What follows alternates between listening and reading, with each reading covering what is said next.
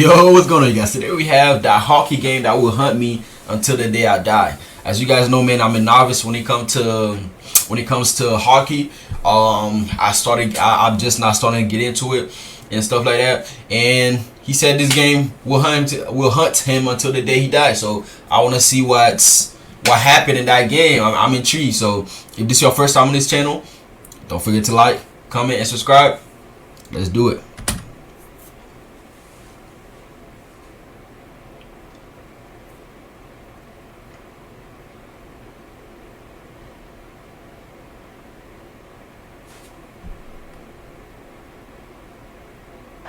Are running the Bruins out of their own building. It's 4-1 in the third period of Game 7. This is an electric crowd full of Maple Leaf fans losing their mind. That's because it's 14:31 left to go in the third. Nazem Kadri just put the Leafs up 3 goals by banging home a rebound. For a team that looked dead in the water at times during this series and were major dogs coming into it, this moment is pure elation for Leaf fans. All they need to do now is hang on to a 3-goal lead for 14 minutes. In hockey, no lead is safe, but it doesn't have to mean the same for your online protection. That's why we've partnered with NordVPN. Okay. See, I usually watch this, but I'm gonna have to skip that one because I don't have a lot of time today. So I'm sorry. Just up to all apology. Make sure you're ahead of the script. Okay. Toronto Maple Leafs and the Boston Bruins are facing off in Game 7 of the Eastern Conference quarterfinals at TD Garden. Before this puck is dropped, there's a lot weird about these two teams being in this situation. The 2012-2013 NHL season wasn't what it should be. The season was significantly affected by a lockout, which delayed the start until January 19th of 2013. The season would see a 48-game schedule instead of the usual 82. Okay. To meet in this Game 7, both of these teams had a roller coaster of a season. The Bruins were a team that were fully in win-now mode. After winning the Cup in 2011 against the Vancouver Canucks, a large part of the Bruins Stanley Cup core remained intact.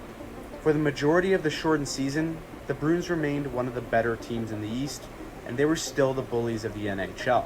But in the final weeks, the Bruins' offense seemingly evaporated, and their lack of scoring caused them to slip in the standings. Then, tragedy struck Boston. On April 14th, terrorists detonated bombs at the finish line of the Boston Marathon. The attack shook the city of Boston, and it was a tense few days after the search for the terrorists continued throughout the city. The slogan "Boston Strong" became the symbol of hope and perseverance for the city and its sports teams. With a lot surrounding the team and the city, the Bruins would only win 2 of their last 8 games and finish 4th in the Eastern Conference. Under the old playoff format, that meant they would face their division rival in the Toronto Maple Leafs. The Leafs being here are a complete surprise. Heading into the 2013 season, the Leafs held the longest postseason drought in NHL history, and the last few years have been extra miserable. In 2009, the Leafs traded 2 first-round picks and a second to Boston in exchange for winger Phil Kessel. Despite Kessel's production, the Leafs hadn't seen any playoff success during his tenure, and the media made it known. However, in 2013, the team had started to click under new coach Randy Carlyle. Despite riding a league-high shooting percentage and having terrible possession numbers, it suggested that this Leaf team was all smoke and mirrors for this season. Okay. But they were winning, and fans just wanted playoff hockey. So they would get their wish with the Leafs clinching a playoff spot and securing a round 1 matchup with the Boston Bruins. In Game 1, Toronto got on the board early to catch Boston by surprise, but the rest of the game was all Boston. Toronto seemed overwhelmed by Boston's physicality, and the Bruins scored 4 straight to win 4-1. Toronto bounced back with a character 4-2 win in Game 2, but Games 3 and 4 went Boston's way. After a brutal pinch by captain Dion Phaneuf led to the Game 4 OT winner, there was a lot of noise in Toronto, and despite the captain stepping up and taking responsibility, it seemed like this series was pretty much over. But in hockey, hot goaltending can change everything. And in Games 5 and 6, Leafs goaltender James Reimer stopped 72 of 74 shots in successive 2-1 wins. Big goals from That's Kessel amazing. and Phaneuf allowed Toronto to force a Game 7 and set up puck drop at TD Garden. The first few minutes of the game were a bit tentative. After an early penalty by Boston, the Bruins and captain Zdeno Chara specifically wanted to set the tone physically for this game. First, he went after Phil Kessel, and then he threw down James Van Riemsdyk while on the PK. After a solid penalty kill, the Bruins would hem Toronto in their own end, and defenseman Cody Franzen would get a chance to clear the zone.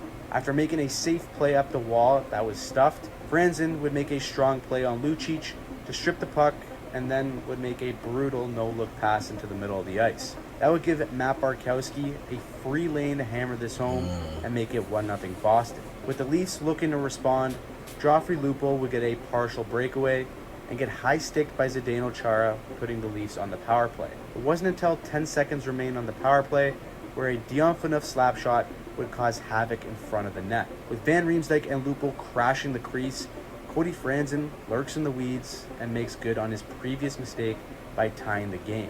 After the first, this game was all tied at 1. The Bruins would get an early power play to start the second, but after failing to convert, the Leafs' Clark MacArthur dumps the puck in, and Grabowski as F1 eats a big hit along the wall to buy time for MacArthur to grab the loose puck as the F2. A slick pass over to the blue line, and it would be Cody Franzen again to give the Leafs their first lead in this Game 7. All the hate that accumulated all throughout this series was now starting to show itself at every whistle. Despite some solid chances from the Bruins, we were headed into the third with Toronto having a 2-1 lead. This is when we would start to see some of the brilliance of Phil Kessel. 3 minutes into the third, a loose puck in the Bruins corner would see Phil Kessel going up against Milan Lucic.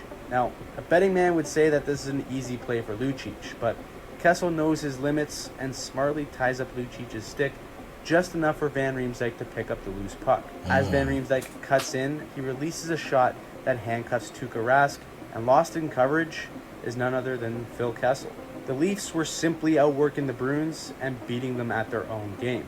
Fast forward to not even 3 minutes later, and Kessel has another chance to put a dagger in his former team.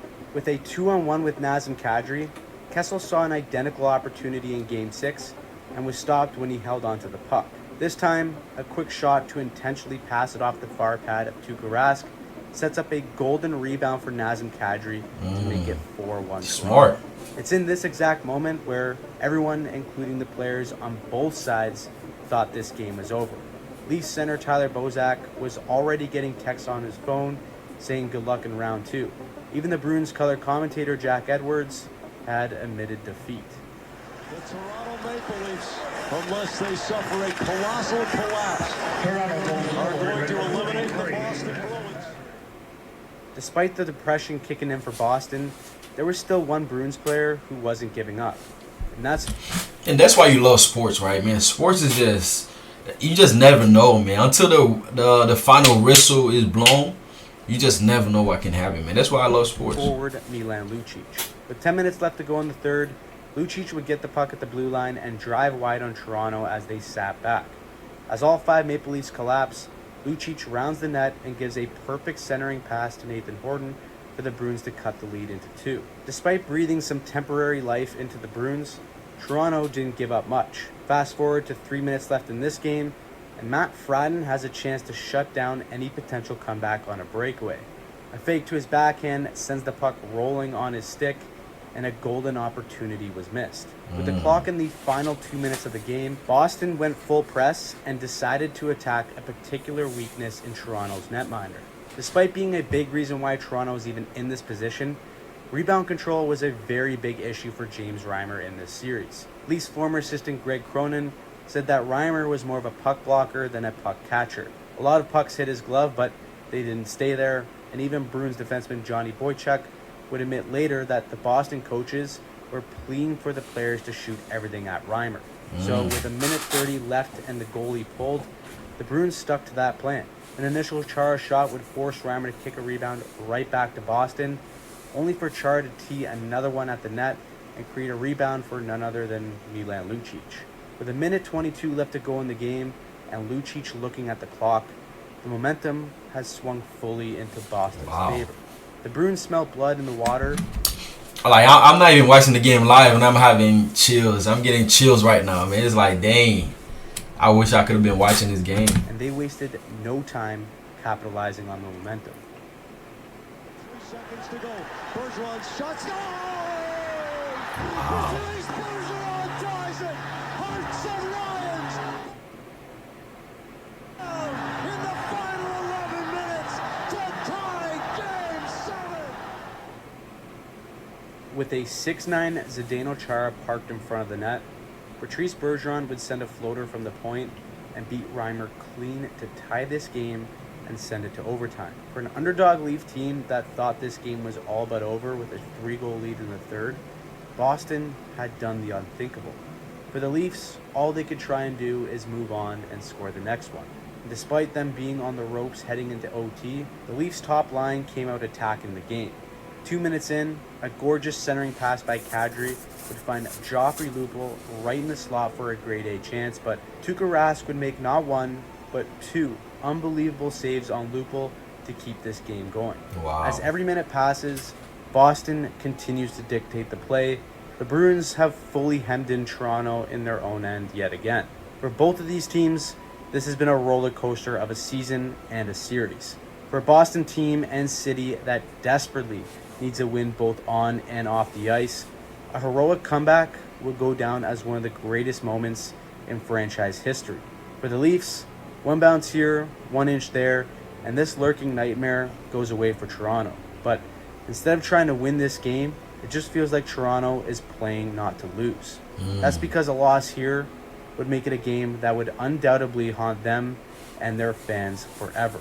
So, with the Bruins throwing everything at James Reimer and retrieving every rebound in the process, what would happen next would cement one of the greatest comebacks in NHL history. Around in front. Marchand to Bergeron. The drive, save, rebound is loose. Sagan kicks him loose. Bergeron. Wow.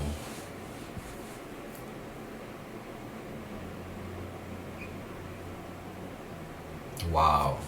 That's amazing.